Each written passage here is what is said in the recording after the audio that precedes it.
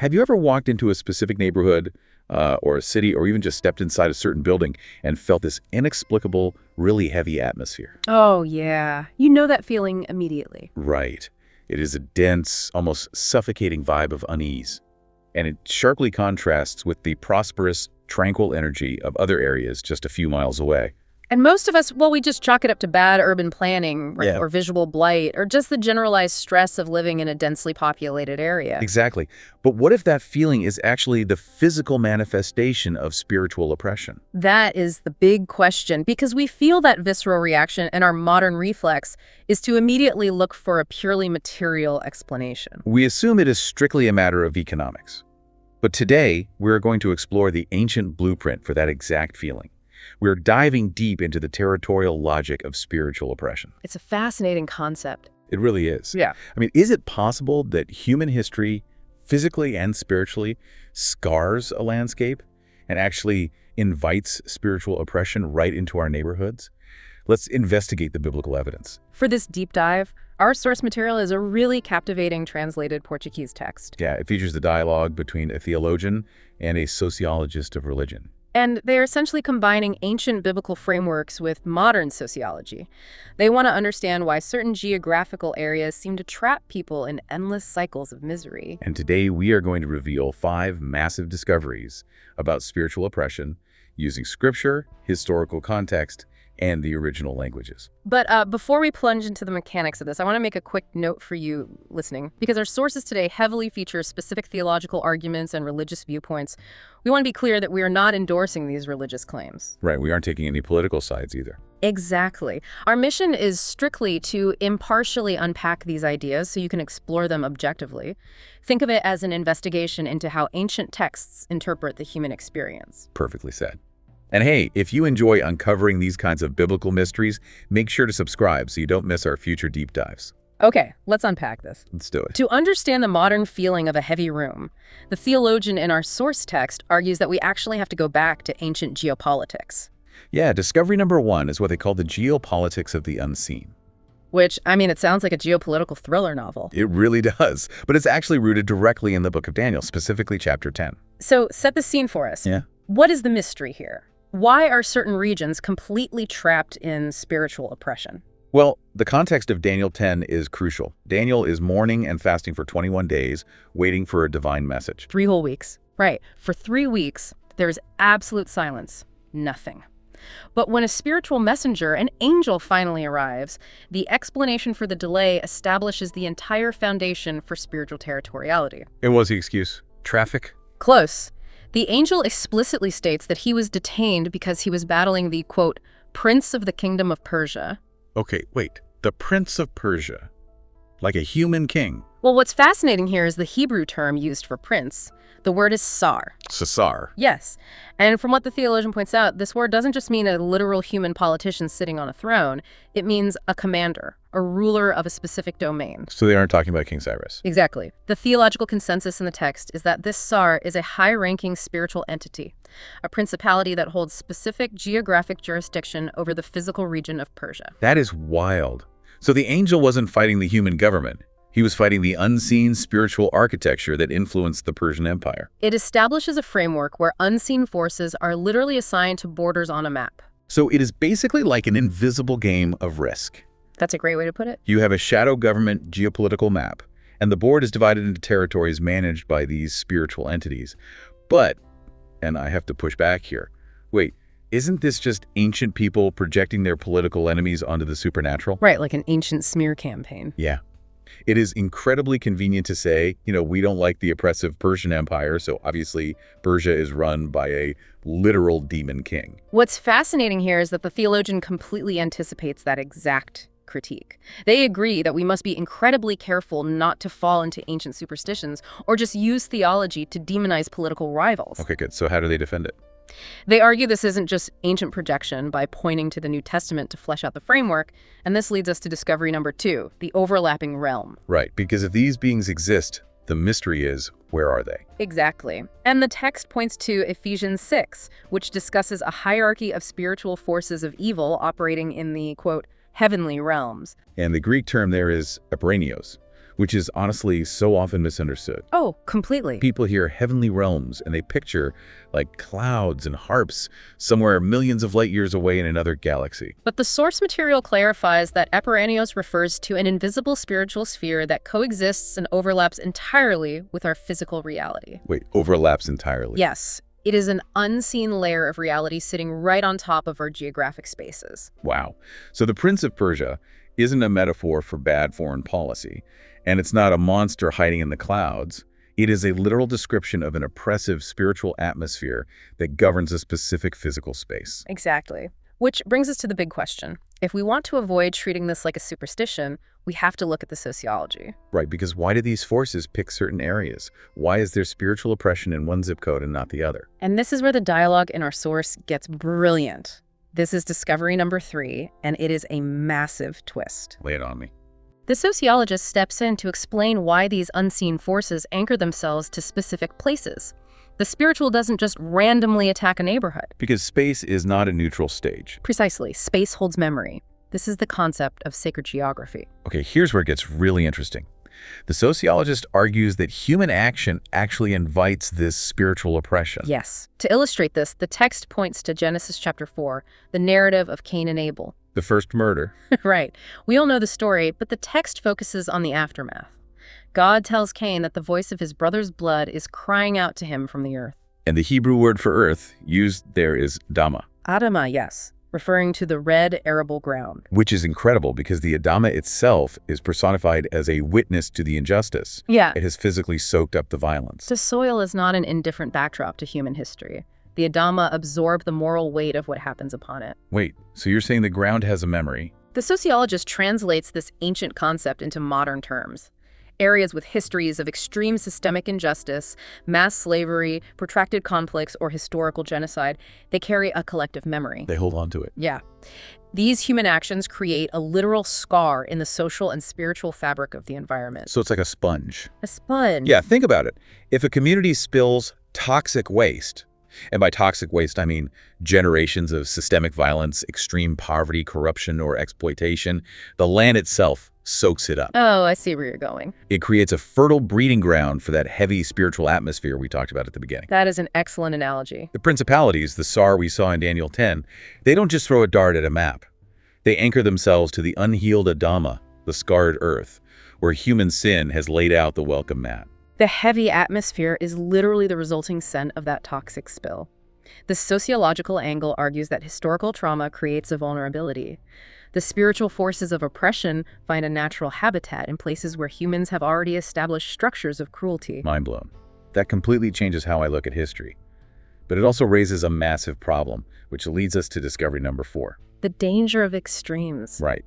Because if the land acts as a sponge for trauma, the natural human reflex is to want to clean it up. We want to neutralize the toxic waste of spiritual oppression. But the sociologist in the text warns that our 2 most common cleanup methods actually make the toxicity significantly worse. Yeah, we have these 2 massive, dangerous extremes. Yeah. Extreme number 1 is sensationalist spiritual mapping. Which the text heavily critiques. Sensationalist spiritual mapping is when people obsessively hunt for specific territorial demons on every street corner. Right, they treat the city like a supernatural scavenger hunt. Exactly. Thinking that if they just find the right intersection, perform some ritual, and yell at the demon of poverty or the demon of addiction, the neighborhood will just magically fix itself. And the sociologist points out the massive social danger of this extreme. By over-spiritualizing the problem, you detach it entirely from human agency. It is the ultimate cop-out. I mean, if I blame a territorial demon for the lack of sanitation or the broken schools or the massive potholes in my neighborhood, aren't I just letting corrupt politicians off the hook? Completely. I am taking the responsibility away from the city council and pinning it on an invisible monster. That is the exact warning of the sociologist. Blaming demons is a highly convenient way to avoid human responsibility and the hard work of social action. It really is. The text describes the relationship between demonic influence and human sin as a perverse symbiosis. The perverse symbiosis, wow. Yeah. The unseen forces of spiritual oppression feed on human greed and systemic neglect.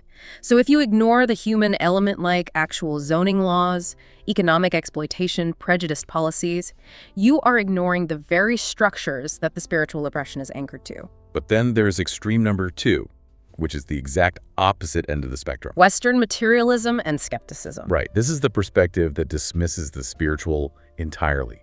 They blame everything purely on economics, bad urban planning, or just a lack of funding. But the text argues that reducing the suffering of a city to pure mathematics ignores the profound spiritual scar on the Adama.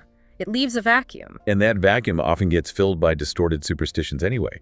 I mean, you can throw hundreds of millions of dollars at a broken neighborhood. You can bulldoze the old housing projects and build shiny new high-rises. But the heavy, oppressive atmosphere remains. Exactly. The cycle of misery continues in a newly painted building because you haven't addressed the historical, spiritual, toxic waste soaked into the sponge. To illustrate the consequences of ignoring this dual reality, the physical and the spiritual, the theologian points to Leviticus chapter 18. Which is a profound and honestly super unsettling passage. Very unsettling. God is warning the Israelites about the systemic abominations of the nations that lived in the land before them. The text specifically cites horrific practices like extreme exploitation and systemic child sacrifice. And the consequence described is incredibly visceral. The text says that because of these entrenched practices, the land itself vomited out its inhabitants. The land vomits them out. Yes. I mean, think about the biological function of vomiting. It's a body violently expelling a poison or a toxin they can no longer tolerate.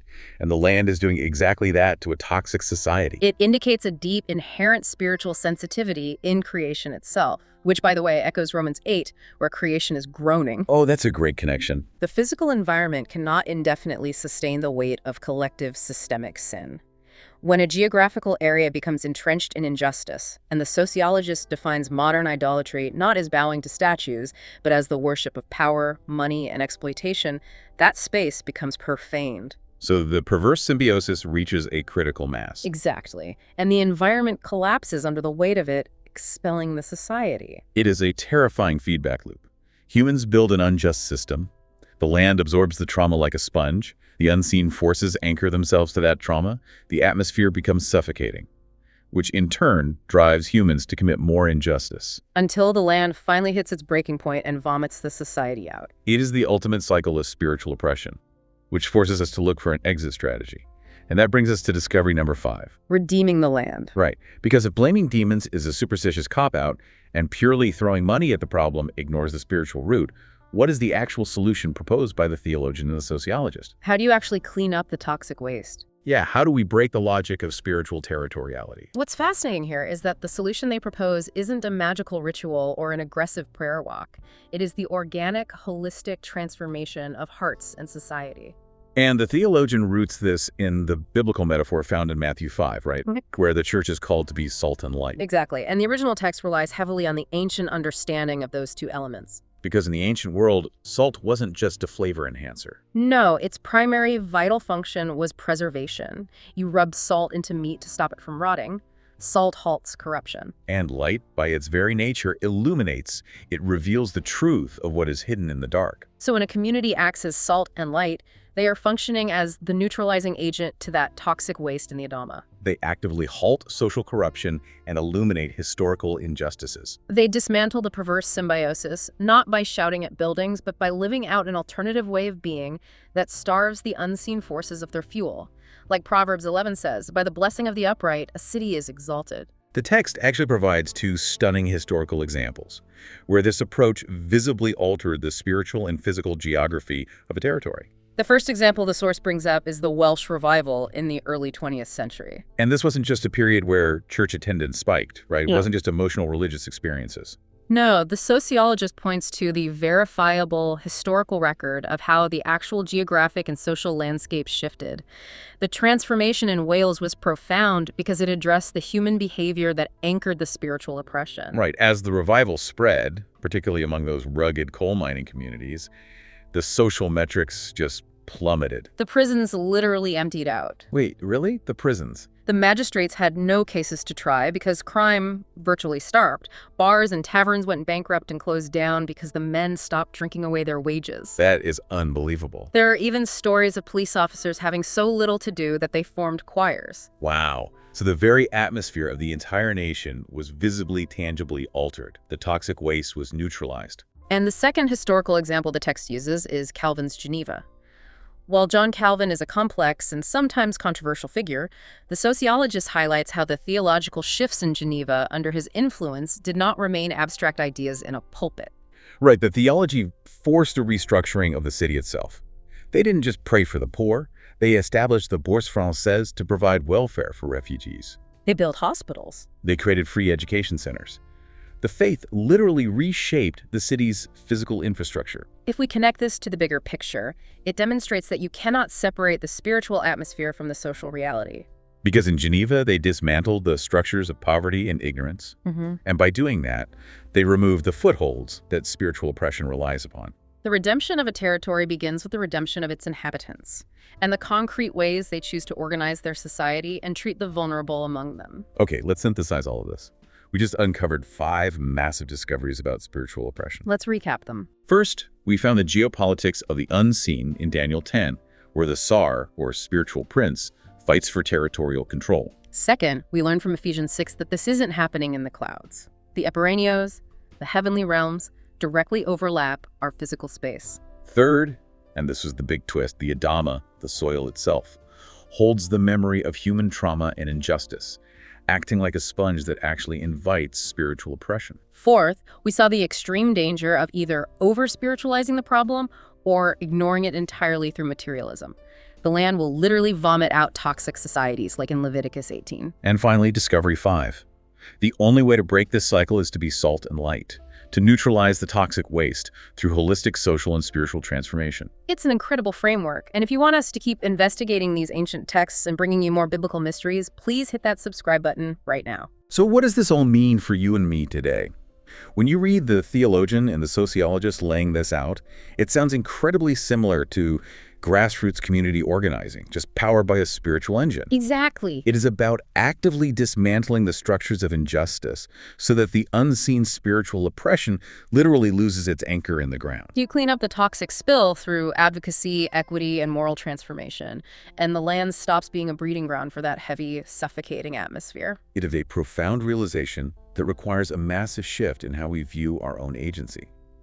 The text suggests that our moral choices, our advocacy for justice, and how we treat our neighbors, they directly impact the spiritual health of our cities. We are not passive victims of a neighborhood's bad vibe. We are active participants in either the corruption or the redemption of that space. Knowing that our own actions and our history leave a physical and spiritual footprint on our environment, I want to leave you with a final, provocative thought to ponder, something that builds on everything we just discussed. Wow. If historical trauma, human interaction, and systemic injustice leave a literal spiritual scar on a physical geographic landscape, what kind of invisible footprint are our digital territories leaving? Oh, wow.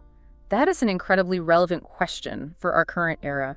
Think about it. We spend massive portions of our lives in placeless regions. The algorithms, the comment sections, the social media platforms. These are digital environments that are frequently engineered to thrive on anger, division, and exploitation. Are these digital landscapes becoming new territories of spiritual oppression? That is a terrifying thought. Are we building new domains for unseen principalities to anchor themselves to, not with redlining and bricks, but with code and engagement metrics? I mean, if the physical soil, the Adama, can soak up the toxicity of human cruelty, it stands to reason that the digital cloud we are building might be absorbing and amplifying that exact same heavy atmosphere. It is definitely something to think about the next time you log on, scroll through a feed, and suddenly feel that suffocating, heavy atmosphere radiating through your screen. Absolutely. Thank you so much for joining us on this deep dive. Make sure to subscribe, like, and comment below with what surprised you most about spiritual oppression today. And join us next time where we investigate the Nephilim agenda. Take care.